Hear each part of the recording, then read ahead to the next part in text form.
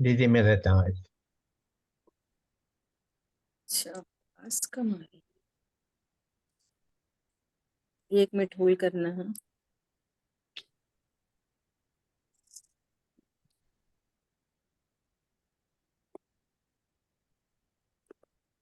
आवाज क्यों नहीं आ रही उधर से? दीदी आवाज आ रही है आपको? ओके, अभी आई। अभी आ रही। ठीक है, शुरू करेंगे। जीवम दव्वम जिणवरवसहेण जेणणे दिट्टम् देविन्दविन्दवन्दम् वन्दे तं सर्वदा शिरसा। द्रव्य संग्रह जी ग्रंथ, गाथा 33। इस गाथा में अब द्रव्य आश्रय और द्रव्य बंध, है ना।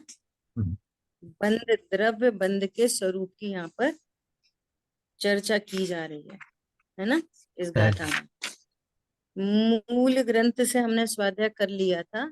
आज अपन गुरुदेव श्री के प्रवचन से देखेंगे। गाथा 33 पर प्रवचन हमारी दीदी पुस्तक में। हम्म। पेज 62 पर थे अपन। ये शंका। हाँ, नहीं, ये हो गई थी बात।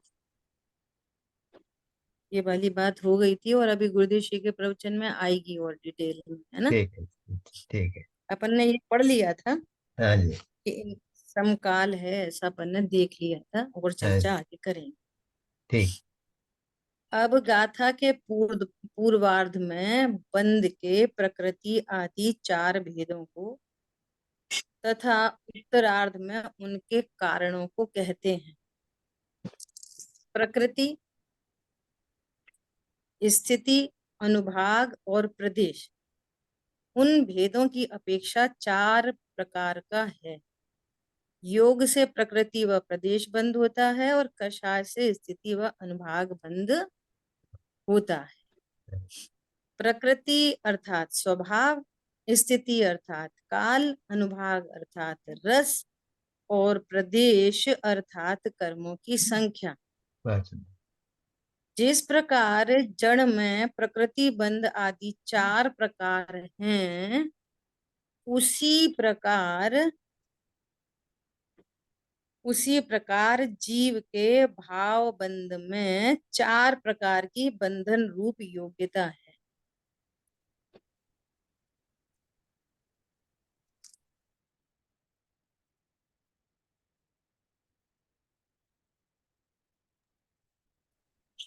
क्या बोला? जिस प्रकार जड़ में प्रकृति आदि 4 प्रकार हैं, उसी प्रकार जीव के भाव बंध में 4 प्रकार की बंधन रूप योग्यता है। अपन ने लास्ट क्लास में चर्चा की थी कि भाव बंध कितने प्रकार का? 5 प्रकार। 5 प्रकार का। और द्रव्य बंध कितने प्रकार का? 4 प्रकार। 4 प्रकार का। बहुत अच्छा, है ना। हम्म, अब देखो गुरुदेव श्री क्या बता रहे हैं। जिस प्रकार दर्पण के सामने छोटे बड़े आकार के नारियल, जामुन आदि रखे हों, तो उतने ही आकार के नारियल वगैरह दर्पण में झलकते हैं। तो दर्पण के आगे जामुन, नारियल, बड़े छोटे आकार के नारियल, इतना बड़ा आकार का है तो दर्पण में कैसा दिखेगा? इतने बड़ी आकार। तो जामुन छोटा है तो दर्पण में कितना दिखेगा? उतना ही छोटा। जो कितना घनिष्ठ निमित्त नैमित्तिक संबंध है। निमित्त नैमित्तिक संबंध की घनिष्ठता देखो। और फिर भी दोनों के बीच में कोई कर्ता कर्म नहीं। वो दर्पण की पर्याय है और ये बाहर है जामुन नारियल की पुद्गल की पर्याय है। वो दर्पण की पर्याय। देखो क्या कह रहे हैं। तो उतने ही आकार के नारियल वगैरह दर्पण में झलकते हैं अर्थात जिस प्रकार के पदार्थ दर्पण के सामने रखे हैं उसी आकार को दर्पण में ग्रहण करने की योग्यता है। ऐसी दर्पण में उस काल में वैसा ही झलकने की योग्यता है। ठीक है। निमित्त के अनुसार सामने नैमित्तिक पर्याय होती देखी जाती है। होती देखी जाती है। देखो, ये अपना महाभाग्य है कि अपन के पास अलौकिक दृष्टि है। जो सर्वज्ञ भगवान की अलौकिक दृष्टि है ना, जो सामान्य ज्ञान से नहीं दिखती। विज्ञान नगर के वैज्ञानिक तेरी प्रयोगशाला विश्व में, तो उस दृष्टि से हम भी देखते हैं। सामान्य क्या बोलेंगे कि जो प्रतिबिंब बना है दर्पण में वो किसके कारण बना है, कि नारियल के कारण दर्पण में वैसा प्रतिबिंब बन रहा है। और स्वरूप कैसा है कि दर्पण में बनने वाला नारियल दर्पण की योग्यता है और बाहर के नारियल में बाहर की योग्यता है। और घनिष्ठ संबंध बन रहे हैं। और ऐसा संबंध दिखाई देने पर भी संबंध है कुछ नहीं। संबंध नाम की कोई चीज है नहीं। देखो क्या कह रहे हैं, बहुत गजब की बात कह रहे हैं। निमित्त के अनुरूप सामने नैमित्तिक पर्याय होती देखी जाती है, परंतु वह पर्याय निमित्त से या निमित्त के कारण उत्पन्न नहीं होती। देखो अब तो स्पष्ट लिखा हुआ ही दिख रहा है ना अपने को। तो बार बार देख सकते, बार बार पढ़ सकते, है ना। जामुन के अनुरूप दर्पण की पर्याय है, वहां पर जामुन निमित्त है और वह पर्याय नैमित्तिक होने पर भी किसी के कारण कोई नहीं है। बोलो, ऐसा दिखने पर भी किसी के कारण कोई नहीं है। इतनी स्वतंत्रता है गजब की। और इतना निमित्त नैमित्त संबंध है गजब का। और कर्ता कर्म कुछ भी नहीं है गजब का। समझ आई बात। फिर भी निमित्त नैमित्तिक संबंध संसार में अनिवार्य है। संसार में सिद्ध क्षेत्र में भी अनिवार्य है, वहां पे भी अनिवार्य है। क्या अनिवार्य है, वहां पे भी सिद्ध भगवान को आकाश द्रव्य निमित्त है रुकने ठहरने में। पांच समवाय में आ गए ना, निमित्त होता ही है कार्य हाँ, होने में। काल द्रव्य वहां पे भी उपस्थित है ना। यहाँ संसार की बात क्यों कही है, यहाँ विकार की मुख्यता से बात की है कि यदि जीव की परिणति में कोई विकार है तो उसका अर्थ है कि यहाँ कर्म की उपस्थिति है और दोनों में निमित्त नैमित्तिक संबंध बन रहा है। ये विकार के एंगल से ये बात कही गई। ठीक है। ठीक। अब सुनो बहुत बढ़िया बात। आत्मा वस्तु अरूपी है। आत्म वस्तु आरोपी अरूपी है। है। पहली बात तो वो अरूपी है और स्वभाव से ही अबंध है। अपनी बहुत चर्चा चल गई थी कि द्रव्य हाँ, स्वभाव से बंद है। अबंध और पर्याय में बंधा। तो पर्याय में बंधा का मतलब क्या है, कि पर्याय में भी कोई बंधन है क्या। नहीं है। अरे ये निमित्त नैमित्तिक संबंध के एंगल से बंधन कहा जाता है नंबर एक। हाँ, और अबंध स्वरूपी को बंधा हुआ जानना पर्याय का बंधना है। हम्म, ये पर्याय का बंधन है। हाँ जी। अबंध स्वरूपी होने पर भी बंधा हुआ जानना जानना। ये अज्ञान रूप बंधन है। हाँ, वैसा ही विश्वास होना ये श्रद्धा में बंधन है। और फिर आनंद नहीं होना ये चारित्र में बंधन है। इसका अर्थ है कि पर्याय में बंधा।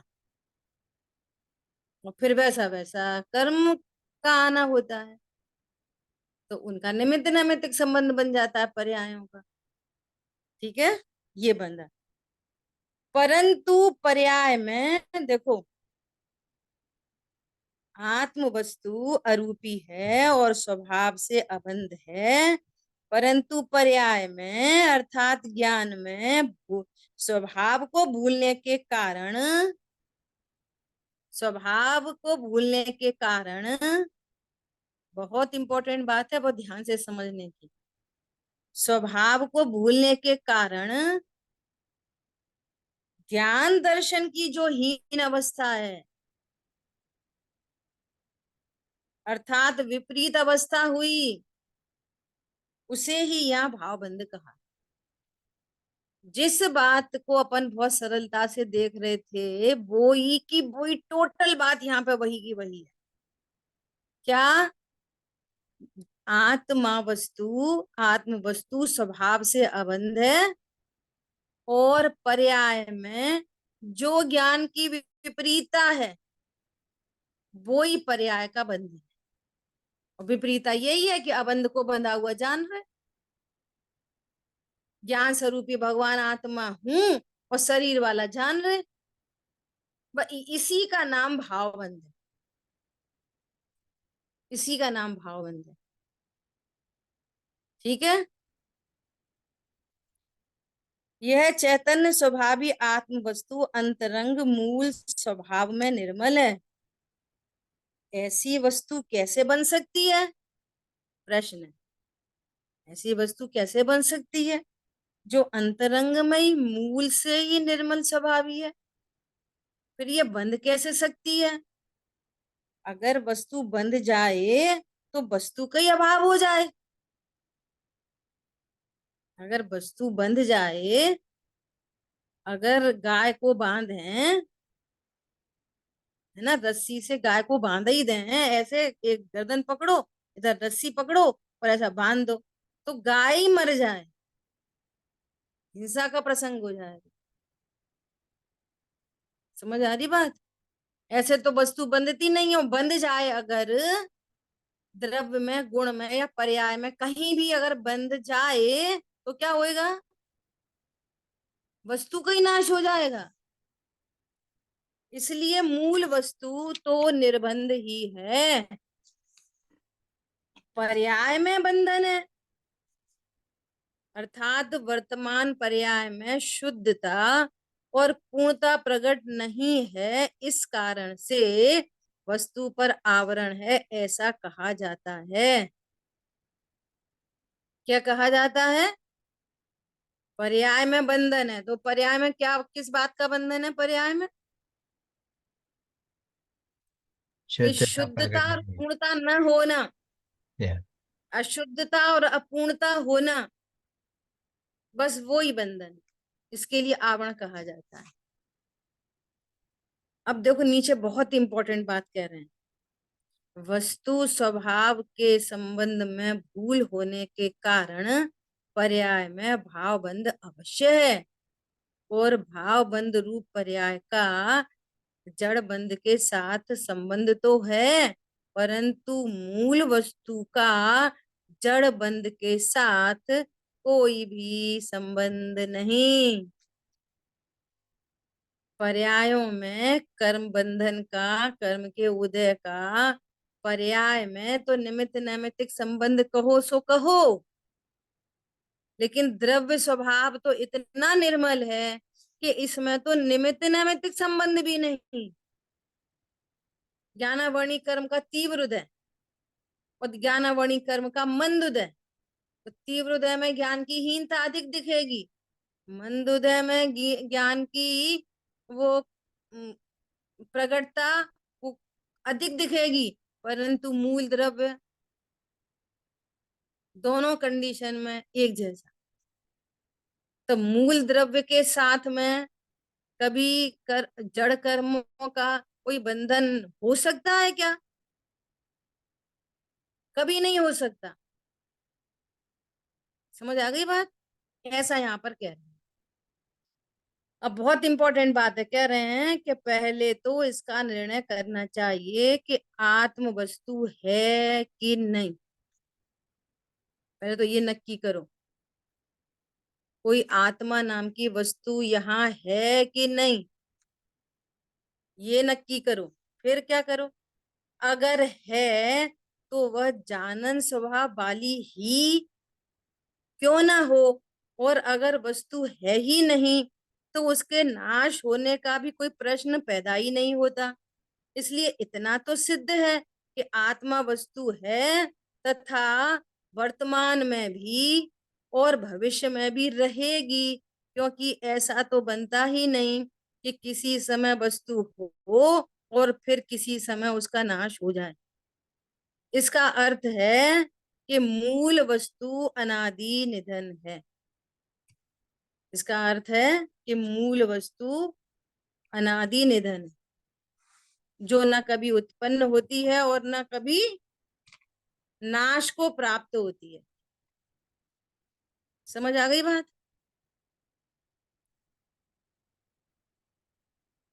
न उत्पन्न होती है और ना ही नाश को प्राप्त होती है।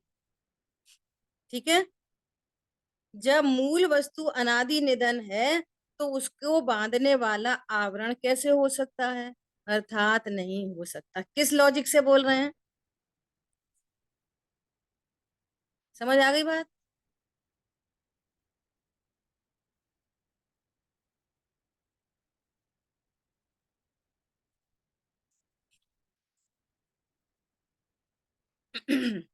कौन पकड़ में आया? हम्म।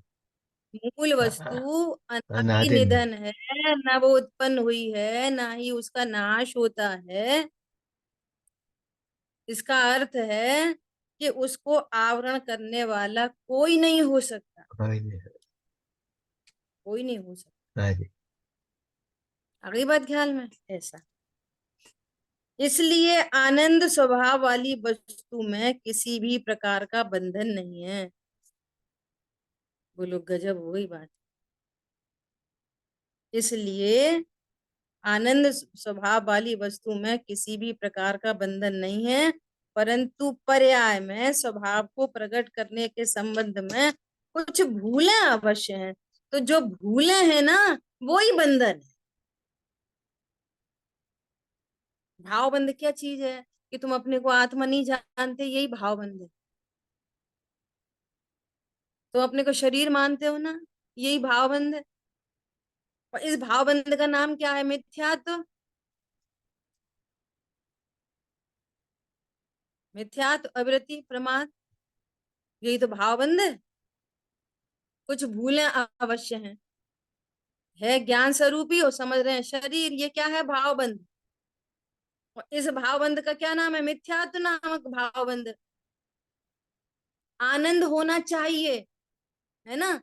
सो वो आनंद नहीं है, इसी का नाम तो भावबंध है। क्यों? मैं आनंद स्वभावी हूं ना, तो आनंद होना चाहिए, लेकिन आनंद नहीं है, इसी का नाम तो अविरति है। और थोड़ा सा आनंद हुआ लेकिन अधिक आनंद नहीं है, और इसी का नाम तो प्रमाद है। कौन समझ में आया? और अधिक आनंद होना चाहिए, क्षण क्षण में आनंद की वृद्धि होनी चाहिए और विशेष वृद्धि होनी चाहिए और आनंदित ही रहना चाहिए। तो क्षण क्षण में ब्रेक पड़ रहा है, उसी का नाम तो संतुलन कषाय है। यही तो भावबंध है। और क्या है भावबंध? और जब तक पूर्णता प्रकट नहीं हो रही है, सर्वज्ञ स्वभावी हूं, सर्वज्ञता प्रकट नहीं हो रही। अनंत अनंत आनंद स्वरूपी हूं और अनंत आनंद प्रकट नहीं हो रहा। यही तो भावबंध है। आठवां गुण स्थान, नौवे गुण स्थान में जितना जितना भावबंध रह गया, वही तो भावबंध है। और पूर्णता हो गई, सारा भावबंध मिट गया। किसमें? पर्याय में। और द्रव्य कैसा था? पहले से ही अबंध स्वभावी था। उसमें ना मिथ्या दर्शन था, ना विरति, ना प्रमाद, ना कषाय, ना योग। अब योग नामक विकृति रह गई 13वें गुण स्थान में, सो उसका भी अभाव हो गया, सिद्ध दशा प्रकट हो गई, सर्व विकार मिट गए। भावबंध क्या चीज है? यही मिथ्यात्व, अवृत्ति, प्रमाद, कषाय, योग, यही भावबंध। मतलब जो मैं हूं वैसा अपने को नहीं जानना, नहीं मानना, ये भावबंध है। स्वरूप का आनंद न होना, यही भावबंध है। और विशेष आनंद नहीं होना, सो भावबंध है। और आनंद की पूर्णता नहीं होना, यही भावबंध है। समझ में आ गई बात? ये भावबंध है और उसके ये नाम है। ठीक है, तो क्या कह रहे हैं, इसलिए आनंद स्वभाव वाली वस्तु में किसी भी प्रकार का बंधन तो नहीं है, परंतु पर्याय में स्वभाव को प्रकट करने के संबंध में कुछ भूलें अवश्य हैं। जैसे मैं पूर्ण आनंद को प्रकट करने में समर्थ नहीं हूं, मैं अनंत ज्ञान वाला नहीं हूं, अनंत मैं अनंत ज्ञान गुण वाला नहीं हूं, अनंत दर्शन शक्ति वाला नहीं हूं, अनंत सुख वाला नहीं हूं, अनंत वीर का धारी नहीं हूं, इत्यादि स्वभाव की स्वीकृति न होने के कारण चारों गुणों पर घाती कर्मों का आवरण है। कैसा हूं मैं? अनंत ज्ञान वाला। अब ये विश्वास ही नहीं। जैसा मैं, मिथ्या की परिभाषा है ना, जैसी वस्तु है वैसी मानता नहीं, और जैसी नहीं है वैसा मानता है। जो वस्तु जैसी है वैसी नहीं जानना, वैसी नहीं मानना, यही तो मिथ्यात्व है। तो मैं हूं तो अनंत दर्शन स्वभावी, अनंत ज्ञान स्वभावी, अनंत सुख स्वभावी। अब इसकी स्वीकृति ही नहीं है, तो ये मिथ्यात्व अज्ञान नाम का भावबंध है। ठीक है, क्लियर हो रही ना बात? ऐसा सत्ता स्वरूप वस्तु में आवरण नहीं है। ये और गजब की बात है। सूर्य को कितने बादल आ जाएं तो वो सूर्य को आवरण कर सकते हैं? कोई नहीं कर सकता, आवरण है ही नहीं सूर्य का। समझ में आ रही है बात? सूर्य पर आवरण डालने वाला कौन है? जैसे बोलते हैं ना कि आज है ना, सुबह एक बहुत बड़ा प्रोग्राम है, 15 अगस्त हो गई ना, तो आज गांधी जी की प्रतिमा का अनावरण है। ऐसा कहते हैं ना, हाँ अनावरण जी। है। हाँ जी। तो अभी सुनना, अभी सुनना। तो उस अनावरण में क्या होता है? उस अनावरण में उसके सामने कि पड़ जाता प्रतिमा, है, तो पड़ जाता प्रतिमा और हमारे बीच में है। एक आवरण होता है, प्रतिमा और हमारे बीच में। पर्दा एक कुछ। में ढोल है ना।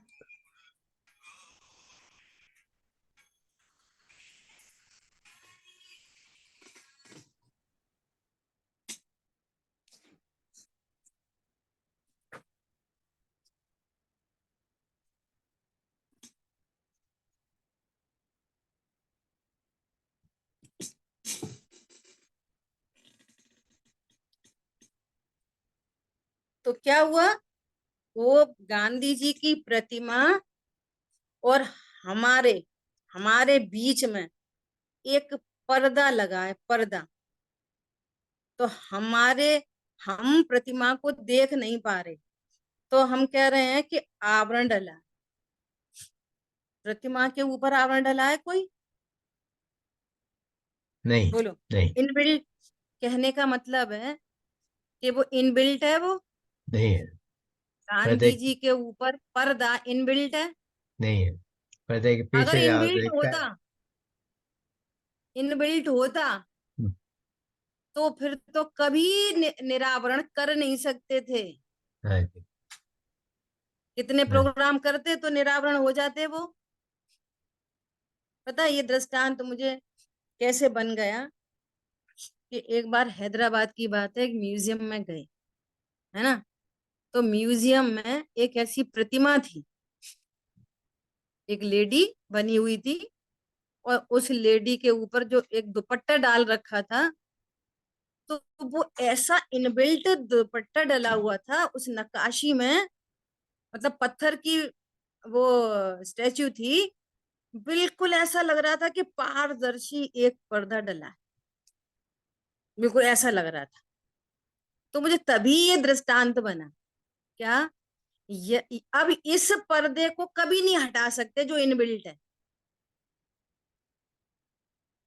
कब हट जाएगा वो पर्दा? उस प्रतिमा से वो पर्दा हटाओ जो इनबिल्ट है। पॉइंट समझ में आ रहा है?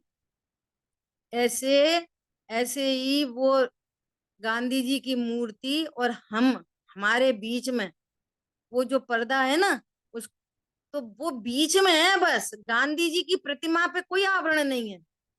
वो साइड हुआ तो प्रतिमा जी पूरी दिख गई, तो हमने कहा कि आवरण। प्रतिमा के ऊपर आवरण था सो हट गया। प्रतिमा के ऊपर तो पहले ही आवरण नहीं था, हम देख नहीं पा रहे थे सो आवरण था।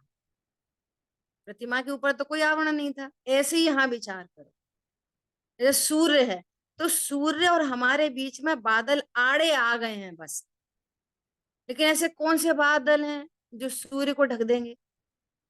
ऐसे ही ऐसा कौन सा कर्म का उदय है, ऐसा कौन से कर्म है कि जो भगवान आत्मा को ढक देंगे, उसको बंधन में डाल देंगे? ऐसा कौन सा कर्म है? देखो, ज्ञानावरण तो है, पर्याय में प्रकट न होने दे रहे हम।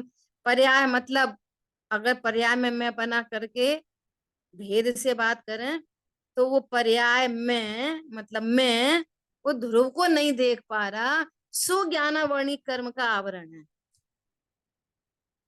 तो वो आवरण ज्ञान की पर्याय में कहो तो कहो, आत्मा वर्णी तो कोई कर्म है ही नहीं। कोई कर्म है आत्मा वर्णी जो आत्मा को आवरण डाल दे? हम आत्मा को देख नहीं पा रहे, वो ज्ञान आत्मा का श्रद्धा नहीं कर पा रही, ऐसी श्रद्धा की पर्याय पे तो आवरण है। लेकिन आत्मा वर्ण कोई कर्म नहीं है जो आत्मा को बंधन में डाल दे, ऐसा यहाँ पर कह रहे हैं। सत्ता स्वरूप वस्तु में आवरण नहीं है। अपन इस भाषा में बोले तो वो आवरण इनबिल्ट नहीं है सत्ता स्वरूप वस्तु में। और यदि कहीं ऐसा होता तो कभी निरावरण नहीं हो सकता, कभी नहीं हो सकता, है ना? जब पर्याय तो तक उसका एक समय की। वैसा ही, हाँ देखो क्या कह रहे हैं, जब तक उसका वैसा ही ज्ञान दर्शन वीर आदि स्वरूप पर्याय में प्रकट न हो, तब तक पर्याय में हीनता रूप विकारपना रहता है, अर्थात उस पर्याय का भावबंध रूप परिणमन होता रहता है। बहुत सुंदर। तो पर्याय में वो भावबंध है। हाँ जी। भावबंध भी मतलब को वो कर्म के कारण नहीं है, वो जो ज्ञान श्रद्धा चार्य स्वीकार नहीं कर पा रहे हैं ना अपने आप को, अपना आनंद नहीं हो पा रहा है ना, यही मिथ्यात्व अवृत्ति प्रमाद स्वरूप की सावधानी है ना। क्षण क्षण अंतर्मुख नहीं हो पा रहे हैं ना, ये मिथ्यात्व अवृत्ति प्रमाद दशा योग नाम का भावबंध है। ठीक है, बहुत आनंददायी चर्चा है। अब सुनो, यहाँ पर शिष्य को शंका होती है कि आत्मा की पर्याय में पूर्ण विकास नहीं है, क्योंकि पर्याय के विकास को रोकने में कर्म रूप निमित्त की सत्ता विद्यमान है। अतः उस कर्म का स्वरूप कैसा है जिसे हटाने से शुद्धता प्रकट होती है? ठीक है, हमने तो मान लिया वो आत्मा शुद्ध है, और पर्याय में भाव बंध है, पर्याय में अशुद्धता है, और उस अशुद्धता का कारण द्रव्य बंध है। तो अब ये बताओ साहब कि उस द्रव्य बंध को हटाने के लिए क्या करें? ठीक है, ऐसा शिष्य को अति जिज्ञासावंत देखकर प्रश्न समझ में आया? नहीं आया तो फिर से पढ़ें। देखो, यहाँ पर शिष्य को शंका होती है कि आत्मा की पर्याय में पूर्ण विकास नहीं है, ज्ञान श्रद्धा चारित्र आदि की पर्याय में या तो विपरीतता है और या पूर्ण विकास नहीं है, क्योंकि पर्याय के विकास को रोकने में कर्म रूप निमित्त की सत्ता विद्यमान है। पर्याय की पूर्णता किसने रोकी है? तो क्या ज्ञानावरणी कर्म ने। श्रद्धा की पर्याय क्यों है विपरीत? क्योंकि कि दर्शन मोहिनी कर्म के कारण। चारित्र में राग द्वेष काय को हो रहे हैं? कि चारित्र मोहिनी कर्म के कारण। तो कह रहे हैं, तो अब ये बताओ कि वो कर्म के अभाव के लिए क्या करें? ठीक है, अब सुनो, शिष्य को अति जिज्ञासावंत देखकर आचार्य सांत्वना पूर्वक समाधान करते हैं कि भाई ऐसे प्रश्न तो भव्य जीवों को ही होते हैं। शाबाशी दे रहे हैं। ऐसा प्रश्न तो किसी भव्य जीव को ही हो रहा है कि मेरी पर्याय की अपूर्णता मिट जाए, मेरी पर्याय का विकार मिट जाए। इसने अपनी सत्ता को स्वीकार किया और पर्याय के स्वरूप को भी स्वीकार किया। वो चाहता है कि मेरे पर्याय का विकार मिट जाए। तो कह रहे हैं ऐसे प्रश्न तो कोई भव्य जीव को आते हैं। फॉर टाइम बीइंग जो अभव्य है उनको कैसे प्रश्न आते हैं? हम तो बहुत दुखी हैं, शरीर से दुखी हैं, बच्चों से दुखी हैं, भाई नहीं सुनता, पत्नी नहीं सुनती।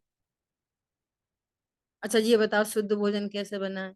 अच्छा तो ये बताओ पानी कैसे छाने? अच्छा तो ये बताओ बाजार कैसे जाएं, जाएं कि नहीं जाएं, यात्रा करें कि नहीं करें, वगैरह वगैरह। समझ में आ रही है?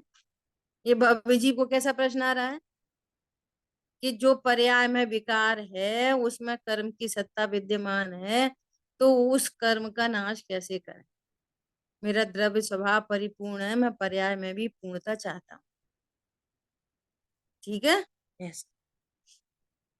मैं कौन हूं, कहाँ से आया हूं, यह पराधीनता क्यों है, तथा उसको टालने वाला कोई उपाय होगा, ऐसी जिज्ञासा वाला ही श्रोता कहा जाता है। यहाँ पर ऐसी ही जिज्ञासा वाले श्रोता को प्रश्न हुआ कि मैं कौन हूं, और यदि हूं तो मेरे में शांति क्यों नहीं दिखाई देती, और यदि पर्याय में अशांति है तो उसको रोकने वाला कौन है। इस प्रकार शिष्य संसार से पीड़ित हुआ और उसे टालने का जिज्ञासु है, वह आचार्य से प्रश्न करता है, हे प्रभु, जब आत्मा का ज्ञानानंद स्वभाव है तो पर्याय में प्रकट क्यों नहीं होता? उसको रोकने में जो जड़ कर्म निमित्त हैं उनका स्वरूप क्या है? तो समाधान में कह रहे हैं, भाई भगवान आत्मा तो ज्ञान स्वरूप त्रिकाली वस्तु है, त्रिकाल ज्ञान स्वरूपी। परंतु जिस प्रकार वस्त्र के आड़े आ जाने से प्रतिमा नहीं दिखाई देती, अभी अभी एग्जाम्पल हो गया, उसी प्रकार ज्ञानावरणादि के आड़े आ जाने से भगवान आत्मा का स्वभाव पर्याय में प्रकट नहीं होता।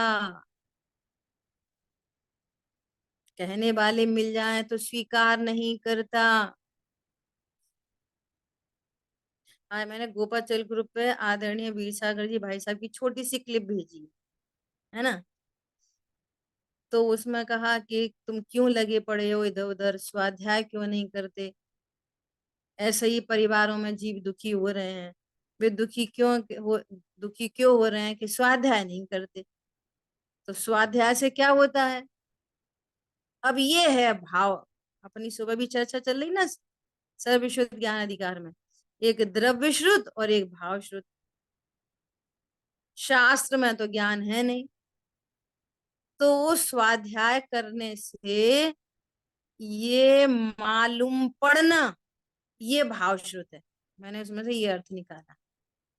स्वाध्याय करने से ये मालूम पड़ा कि जो होता है सब निश्चित है, ये मालूम पड़ना भाव श्रुत है। और पढ़ रहे हैं, सुन रहे हैं, औरों को सुना रहे हैं, मालूम ही नहीं पड़ रहा, तो ये भाव श्रुत नहीं हुआ। और मालूम पड़ा और आनंद हुआ। मालूम पड़ना, वो जो शब्द बोल रहे हैं ना, वो कि ये मालूम पड़ जाए, क्या मालूम पड़ जाए कि अनादि निधन वस्तुएं भिन्न भिन्न अपनी मर्यादा अनुसार परिणमन करती हाँ, भाषण हो है, मुझे किसी से लाभ हानि नहीं है। ये मालूम पड़ना ही भाव श्रुत है। और मालूम ही नहीं पड़े और पढ़ रहे पढ़ा रहे, तोता रटने जैसा बहेलिया आएगा, दाना डालेगा, दाना तुम फंसना नहीं, और फंस गया और फिर बोल रहा है दाना आएगा। वो बहेलिया आएगा, दाना डालेगा, चुगना नहीं, वो फंसा देगा, और फंसे फंसे ही बोल रहा है फंसा देगा, और दाना नहीं चुगना और चुग रहा है। समझ आई? इसलिए वो द्रव्य श्रुत है, अभी भाव श्रुत नहीं हुआ। समझ आ गई बात?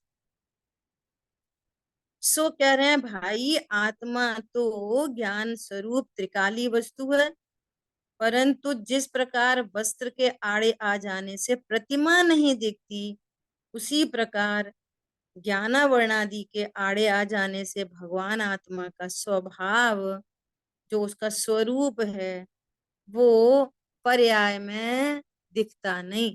दिखता नहीं मतलब उसको स्वीकार नहीं कर पाता। तो खुद तो स्वीकार नहीं कर रहा, उपादान और निमित्त पर आरोप, ज्ञानावरणी कर्म के प्रति आरोप और उपादान खुद का। समझ में आ रही है बात? स्वयं का तो क्या है, उपादान, और आरोप किसके ऊपर? कर्म के नि, ऊपर। निमित्त, निमित्त। निमित्त पर आरोप देने की प्रथा है, लोक व्यवहार है ये। वास्तव में तो पुरुषार्थ की हीनता होने से ज्ञान की पर्याय स्वयं अल्पज्ञता को लिए हुए है। ये जीव की पर्याय का उपादान है। जीव अपने ही कारण से पर्याय में हीन दशा को प्राप्त है। क्या बोला? और उसमें कर्म का उदय आदि निमित्त, निमित्त जीव को बलात् करके हीन पर्याय नहीं प्रकट कराता। क्यों नहीं कराता? कि एक द्रव्य का दूसरे द्रव्य में अत्यंत अभाव है। एक द्रव्य की पर्याय दूसरे द्रव्य की पर्याय को उत्पन्न नहीं करा सकती। ये वस्तु स्वरूप है। बोलो, ठीक है। जबकि हाँ, अल्पज्ञता को लिए हुए है तथा ज्ञानावरणी कर्मों की उस समय विद्यमानता होने के कारण से उनको अल्पज्ञता रूप कार्य में कारण कहा जाता है। जबकि उस समय की पर्याय स्वयं अपने कारणहीन अवस्था को लिए हुए उत्पन्न हुई है। कर्म तो मात्र निमित्त है।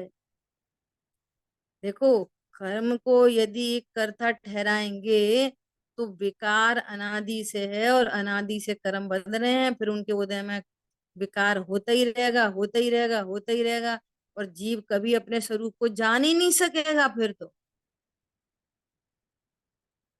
क्रमबद्धता में ऐसे उपाय बनते हैं। कैसे?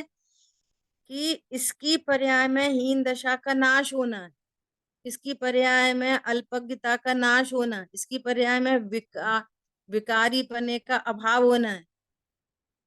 तो फिर वैसे ही देव शाद गुरु स्वाध्याय आदि तत्व निर्णय ये निमित्त बनने लग जाए कि योग्यता उस जीव की पक रही है। समझ में आ रही है? और जैसे ही अपने स्वरूप को जानेगा तो वे कर्म का उपशमादि हो जाएंगे। स्वरूप तो जीव जानेगा, कर्म तो जीव को स्वरूप बताएंगे नहीं। वे जड़ें भी करेंगे क्या? ठीक है, ऐसा विचार किया जाए तो जिसकी योग्यता न हो उसको कौन ढांक सकता है? कितनी बढ़िया बात कह रहे हैं कि वे मूर्ति को तो ढक दिया पर्दा ने, तो वो पर्दा अग्नि के ऊपर डाल दो तो अग्नि को भी ढक देगा पर्दा। अरे जिसमें ढकने की योग्यता है उसको पर्दा निमित्त है। क्या बोला? समझ आ रही बात? यदि अग्नि को कपड़े से ढकना चाहें तो क्या उसे ढक सकते हैं? कपड़ा अग्नि को ढक तो सकता ही नहीं, और अगर कोशिश भी की जाएगी तो वह अग्नि कपड़े को ही जला डालेगी। देखो ये कितनी गजब गजब की बातें हैं एकदम। ये ऐसे ही सुन लेने, हाँ ठीक है, सही बात है, वो का ऐसे नहीं, आनंद आ जाए एकदम, वाह कितनी गजब की बात है। जिसमें ढकने की योग्यता ही नहीं उसे कौन ढके? कर्ता कर्म अधिकार में ऐसा आचार भगवान ने कहा है। जिसमें परिणमन की योग्यता ही नहीं उसको कौन परिणमन कराए? समझ में आ रही है बात? ऐसे एग्जाम्पल दिया, 5 स्त्री में योग्यता ही नहीं, तो उसको कौन माँ बनाए, कितने निमित्त उपस्थित किए जाएं, ऐसा। और जिसमें योग्यता है उसमें कोई क्या करेगा,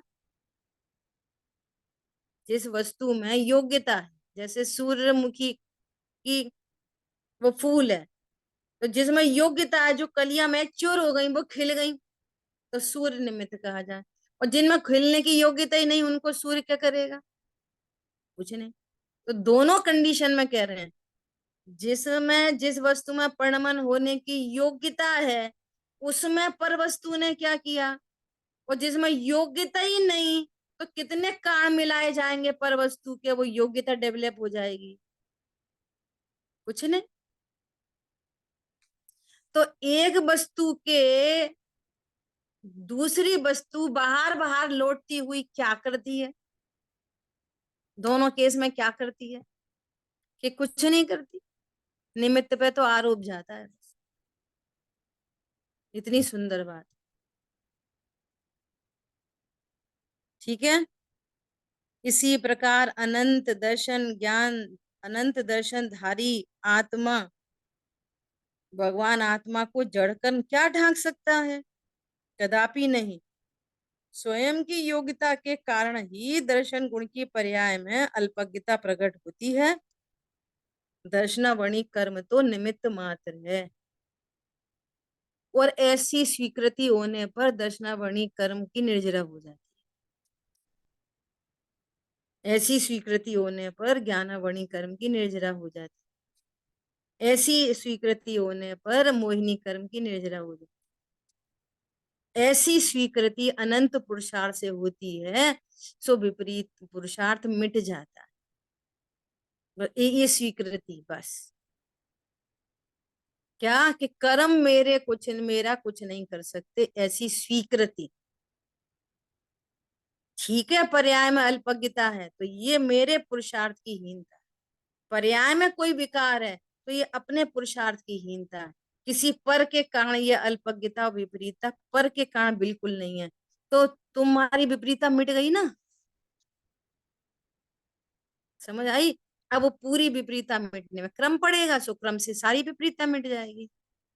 अभी तो हम ये समझ रहे थे कि तुमने मेरा किया मैंने तुम्हारा किया, तुमने मुझे सुखी किया मैंने तुमको दुखी किया, तो ये विपरीतता थी।